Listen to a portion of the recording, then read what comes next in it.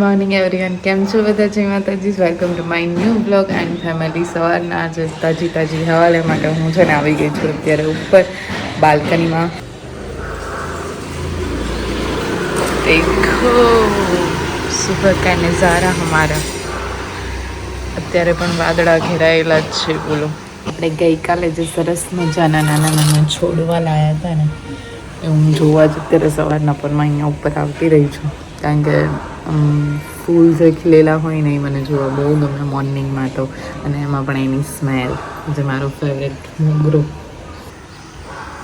એક ફૂલ તો વિચારું છું, એક અત્યારે મસ્ત મજાનું છે અને એક તો નીચે ખરી ગયું.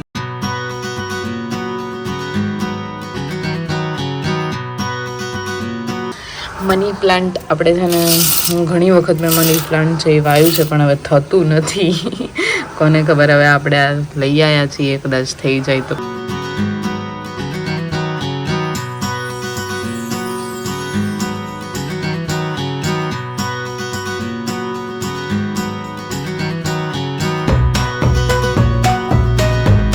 અને બીજું એક જે બધાના જ ફેવરેટ હોય છે, આપણા ગુલાબ. દેશી ગુલાબ હું લાવી છું, કારણ કે મને છે ને હર રોજ મતલબ ગુલાબના ફૂલ જે નવા નવા ખીલ્યા હોય ને એવા જોવા વધારે ગમે.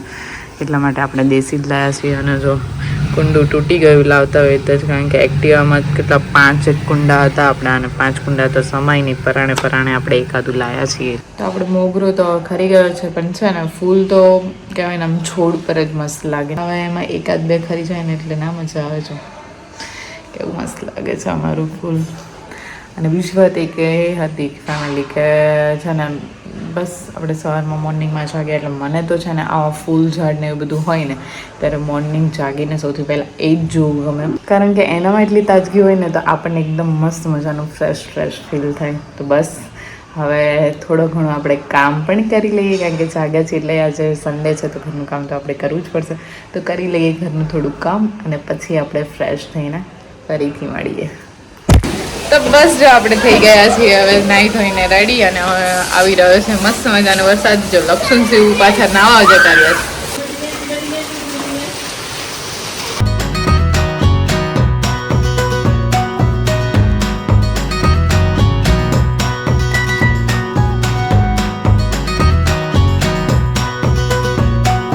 લક્ષણ શિવને તો છે ને નાવાની એટલી મજા આવી છે વરસાદના પાણીમાં કે વાત ના પૂછો. કારણ કે એ બે બહાર જ નથી નીકળતા. કેટલી બધી વખત મમ્મી એને મેં બોલાવ્યો તો એ આવતા તો છે જ નહીં ઘરે. હવે પરાણે એમને લાવવા પડશે, અને એમની માટે મેં છે ને બનાવી છે મેગી.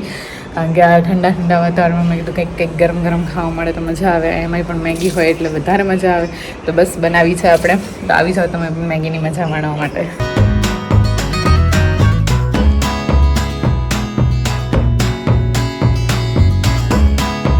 તો બસ હવે વાગ્યા છે 5:30, અને અત્યારે વરસાદ આપણો બંધ રહ્યો છે. આખો દિવસ ઝરમર ચાલુ છે, એટલે મમ્મીનું કામ છે ને વધી ગયું છે. જો મમ્મી સવારના બિચારા સારું કરે છે, કારણ કે ઉપર ધાબા ઉપરથી પણ જે પણ પાણી આવે છે એ બધું ધૂળવાળું ને એવું બધું આવે, એટલે સાફ તો આપણે કરવું જ પડે. અને એમાંય તે પાણી ને એવું બધું ભરેલું હોય તો વાઈપરથી એ પણ કાઢવું પડે, કારણ કે લક્ષણ સિવાયના બે હક જ નથી કરતા.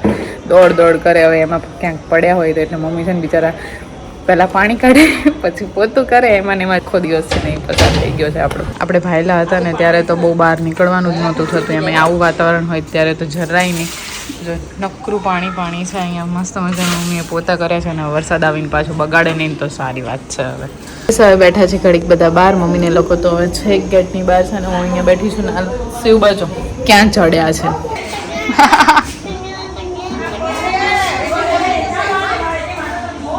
જો મમ્મી એમ કે છે પડશે. શિવ પડી જઈશ, નીચે ઉતર. હા વાડી કેવા શોખ જાગે છે ને. જો ક્યાં ચડીને બેસે છે બેન. હા હવે સ્ટાઇલ નથી મારવી હો.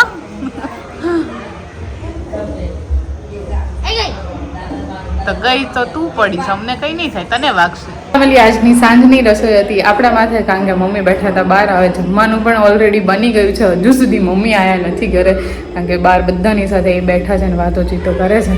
બસ હવે આવે એટલી રાહ છે, પછી બેસીએ આપણે જમવા માટે. આજે આપણે જમવામાં બનાવ્યું છે ડુંગળી બટેટાનું શાક, સાથે આપણી સરસ મજાની ફૂલેલી ભાખરી, અને એમાં પણ પપ્પા માટે બનાવી છે આપણે ખીચડી. બેઠા બેઠા હું અત્યારે જોઈ રહી છું ટીવી અને છે ને વાગી ગયા છે 8:30 તો લાગી ગઈ છે. મને બહુ બધી ભૂખ, કારણ કે સવારે આપણે થોડી મેગી જ ખાધી હતી, પછી કંઈ પણ ખાધું નથી, એટલે બહુ ભૂખ લાગી ગઈ છે. મમ્મી જલ્દીથી ઘરે આવે ને તો સારું છે. બહાર બેઠા બેઠા વાતોમાં એટલા મશગુલ થઈ ગયા છે ને કે હવે અંદર આવવાનું નામ જ નથી લેતું.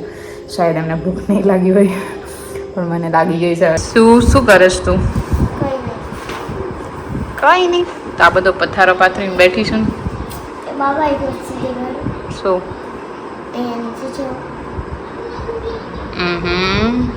શું કર્યું છે આજે?